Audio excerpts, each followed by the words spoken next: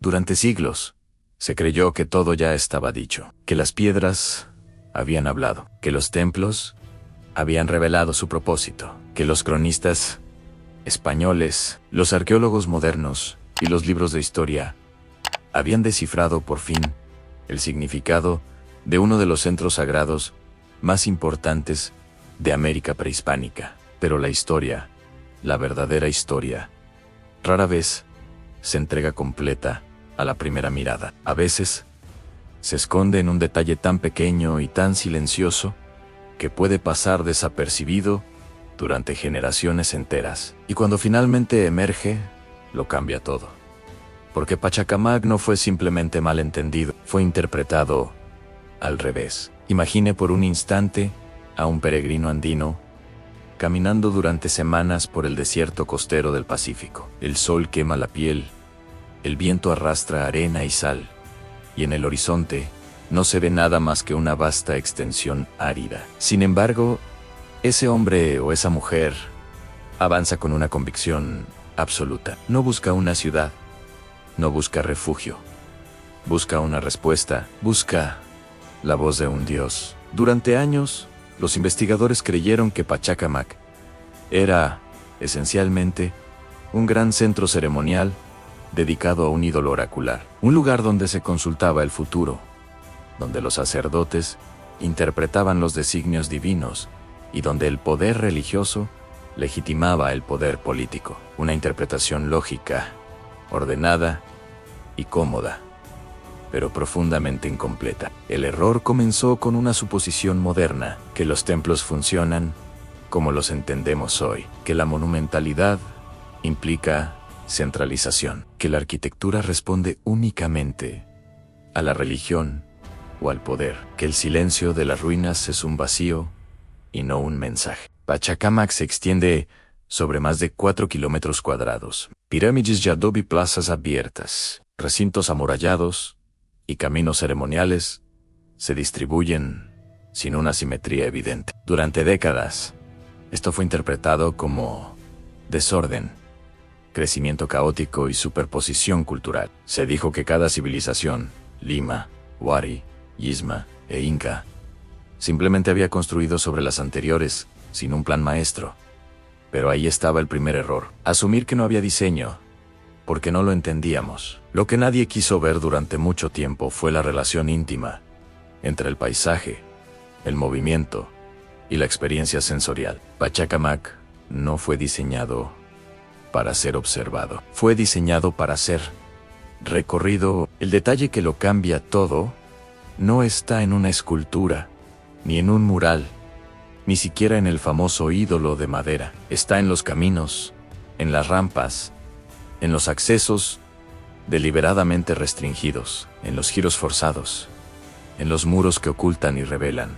Pachacamac no guiaba a las personas hacia un lugar, guiaba a las personas hacia un estado. Cada peregrino que llegaba al santuario experimentaba una secuencia cuidadosamente orquestada. No podía ver el templo principal desde la distancia, no podía acceder libremente, era obligado a avanzar lentamente, a esperar, a ascender, a descender, a purificarse, a desorientarse. El espacio no era un contenedor de rituales. El espacio era el ritual. Durante años se pensó que el corazón de Pachacamac era el templo del sol construido por los incas, imponente, elevado y dominante. Pero esa lectura refleja una visión imperial tardía y no la esencia original del lugar. El verdadero centro no estaba en lo alto, estaba en lo invisible, en lo que no se mostraba. El oráculo de Pachacamac no hablaba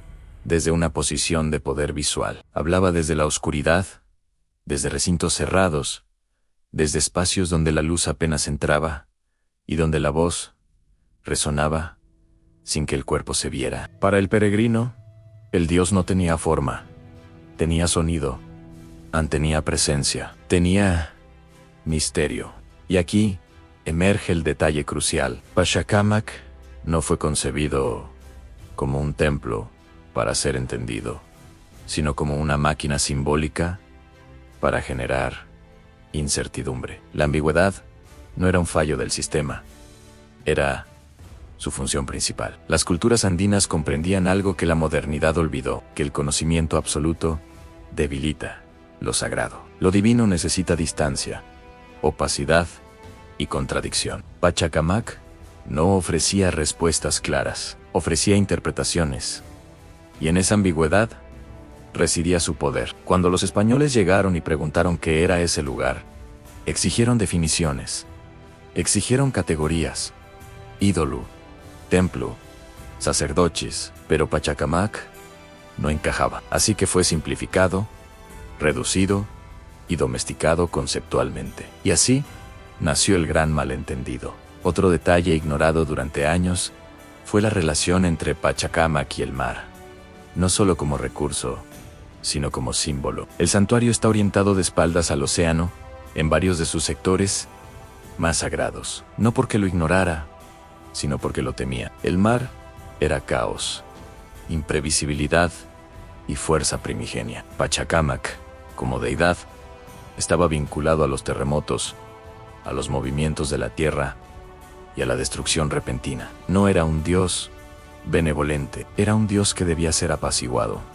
Esto cambia radicalmente la interpretación del sitio. Pachacamac no era un lugar de celebración, era un lugar de contención, un punto de equilibrio frágil entre el orden humano y las fuerzas incontrolables del mundo. Las ofrendas encontradas, cerámicas rotas intencionalmente, textiles enterrados y restos humanos cuidadosamente dispuestos, no eran simples actos devocionales, eran contratos simbólicos, pactos silenciosos e intentos de negociación con una entidad que no prometía salvación, sino estabilidad temporal. Durante años, se pensó que los peregrinos acudían para conocer su destino.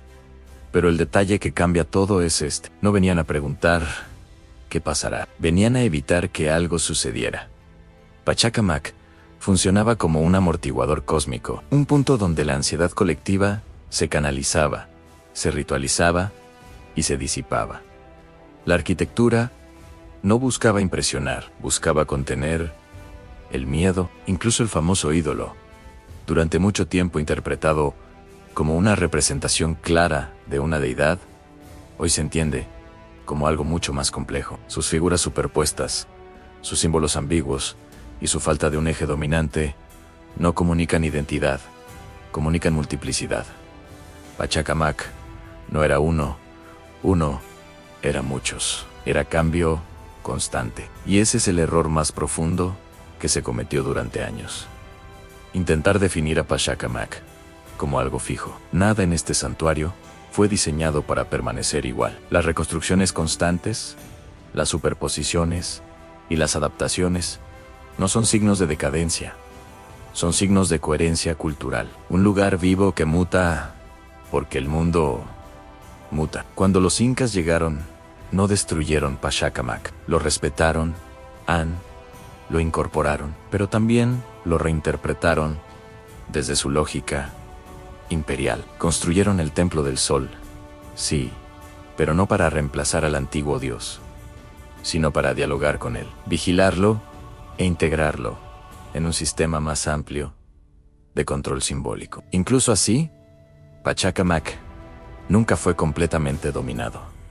Su prestigio sobrevivió a la conquista. Su miedo persistió. Los propios españoles, aunque lo negaran, sintieron algo al recorrer sus ruinas, algo que no supieron nombrar. Hoy, cuando caminamos entre sus muros erosionados, creemos estar viendo el pasado, pero en realidad estamos atravesando una experiencia incompleta, porque Pachacamac no se revela a quien solo observa, se revela a quien entiende que el detalle más importante no es lo que se ve, sino lo que se oculta. El gran cambio de interpretación no vino de un hallazgo espectacular, sino de una nueva forma de mirar, de comprender que Pachacamac no fue un templo, ni una ciudad, ni un simple oráculo. Fue una interfaz entre el miedo humano y un mundo impredecible. Durante años, creímos que Pachacamac hablaba para revelar el futuro. Hoy sabemos que hablaba para mantener el equilibrio, para recordarle a la humanidad